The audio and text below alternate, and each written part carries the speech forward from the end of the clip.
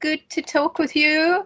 Good Just to morning. introduce Simon, I met you, Simon, around about 10 years ago when I started working in supported employment in Bath. The Royal United Hospital in Bath was one of the first sites to become a Project Search supported internship site in the UK. And I met you when at that time you were the matron in a ward in the hospital, and you had a young intern. Can you tell me, Simon, why you decided to take your first intern all those years ago? So I was approached by the project search team to say, would I be able and willing to take a project search intern to work within our trauma unit? And at the time, we had quite a large trauma unit, so it was 57 beds, employing just over 100 staff. So a big environment, a fast-paced environment, and I kind of couldn't find a reason not to. So I was really keen too, if that makes sense, because what I wanted to do was offer an opportunity. I like the sound of project search. I thought I could be involved with it. So going back to your first intern, what happened when they finished their internship? So our first intern was Matt, and when Matt left, we were like, oh my gosh, it was a huge void, because he was somebody he was so willing and so able, but had also, we'd seen a real difference in him, and his confidence and the benefits he was providing to our team. So once Matt left, we decided that actually we needed to trial this post. So at the time, I was able to go and speak to my line manager and said, right, I think I've got some money. I've got some money from my healthcare assistant posts. Could I recruit a patient support assistant? So we wrote the job description and got agreement for that trial. And yeah, the rest is history. And now that has expanded over lots of wards. People saw the benefit of that post and actually the impact that post had. And it releases our nursing time to care, and that post has expanded. Mm-hmm. And I'm aware that the young man, Matt, had to go through the same process as anyone else when he was successful in getting the post. Yeah, so he started off on a 6-month fixed term contract, and there wasn't much interest for that post. It was a new post. It was a fixed term contract, which sometimes you do see less applicants for. But after that 6 months, and we were able to prove that role worked, he went through a much bigger process because it was a permanent post. There was a lot more interest in that post.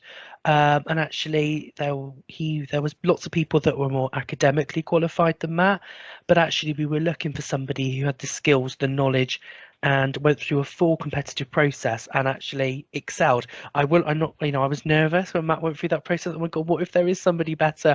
And we're going through a competitive process. However, Matt shone. That's fantastic. And my understanding is that Matt is still in post. Matt is still in post, yep. The post originally was a band 1 and now it's a band 2 patient support assistant, and Matt currently remains in post, yeah. Fantastic. I'm also aware that the RUH now employ over 40 of the young people. What did you do to make this happen in the RUH? So this was about sharing our good news, sharing success, sharing new roles, but also working very closely with the clinical areas. But working so as different posts come up, it was ensuring that they were open, they were available, but we were also able to change some of our processes. And what I mean by that, we weren't rewriting our policies, but we were actually, it doesn't have to be an interview that is just questions and answers.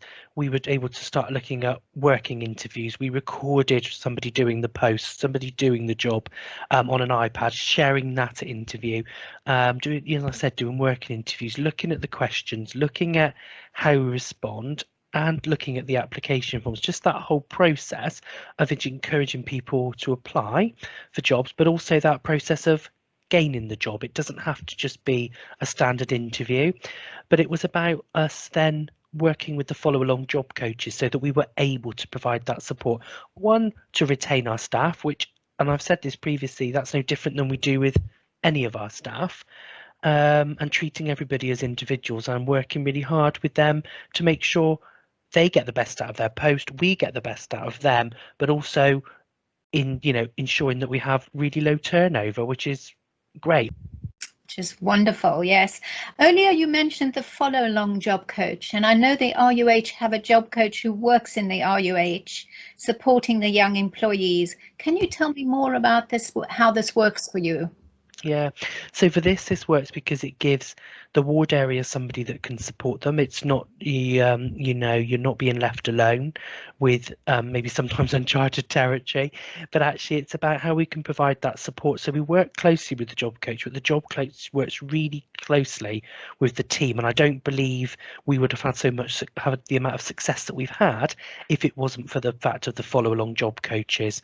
I think the fact that they're able to support the line managers, able to support the young person and the employee, and actually get to know them, get to know their area of work, get to work around issues. If there are problems or concerns, they're able to work around that and support them. And that's where I link. So I don't replace the line manager, but I can sometimes give some of the oversight. I can support the line manager, but also supporting the job coaches.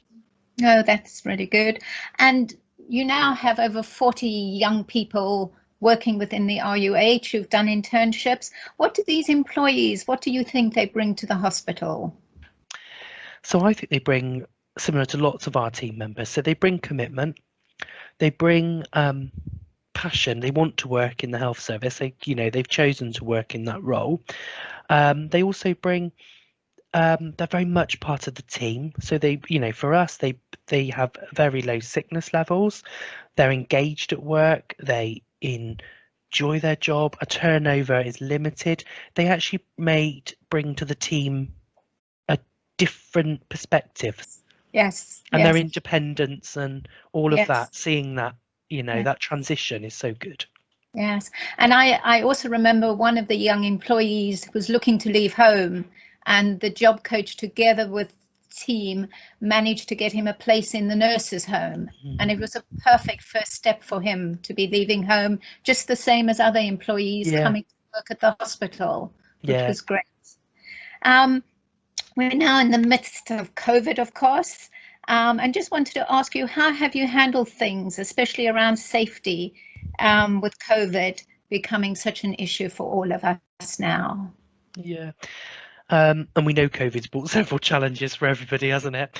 I think, but actually for us, it is about the same as any other member of staff. So we risk assess them to ensure that, they are safe to be at work, but also where they're working, which areas they're working.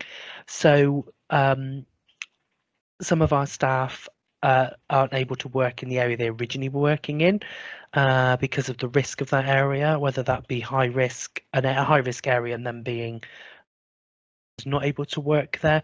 And for that, we've looked, as we've done with all our employees, to redeploy to a different area for that period of time, but worked really closely with them and with the job coach. Some of the things we've had to do differently is with some of our interns coming in that have wanted, because obviously their placements were cut short as well at the beginning of this year, is some of them have wanted to repeat some placements. So we've looked at where we can provide that safely, but also working with the line managers and doing in our infection control team and doing some of the education in the departments. So going through our personal protective equipment, going through our new processes in the area that they work. So it's very face to face, obviously at 2 meters, but very face to face, but actually working with them in their own areas. So this is what you'd be expected to wear.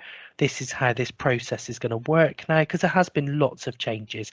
So it's supporting them as we've done with other members of staff, but some of the changes we've made is actually, whereas infection control would teach them as a group in a classroom-based scenario, that's not able, and actually that's probably not the best because it's different on every ward. So we've taken it to their area with some more one-to-one sessions, and the job coach has been involved in that session, so they're trained at the same level of the employees, so then they need to support them, ask questions, and myself and the job coach have met quite regularly to go over some of the COVID. As you know, there was lots at the beginning, so it was very important that they were kept abreast of those changes so that they could support the employees and the students. Yeah. And my last question is, since COVID, we're aware that across the country, lots of people are losing their jobs. Have any of the young people lost their jobs within the Royal United Hospital? No, none of them have lost any of their jobs. Some of them have been redeployed. I've just seen an email this morning actually to say that one of our employees who was off shielding is able to come back and is going to be coming back to work in our discharge hub because of that low risk level, and they're able to. So they're slightly disappointed they're not able to go back to their original workplace, but they're really excited about coming back to work. But that's not just coming to work, it's about the public transport, it's about lots of things, isn't it? It's, you know, it's that Yes, whole process of just even getting to the IUH. yes, yes. No, thank you, Simon. That was fantastic to hear, especially because I'd worked with some of the young people some years ago, to hear that they're still in work. So thank you and all your colleagues for all you're doing in making it continue happening. Thank you.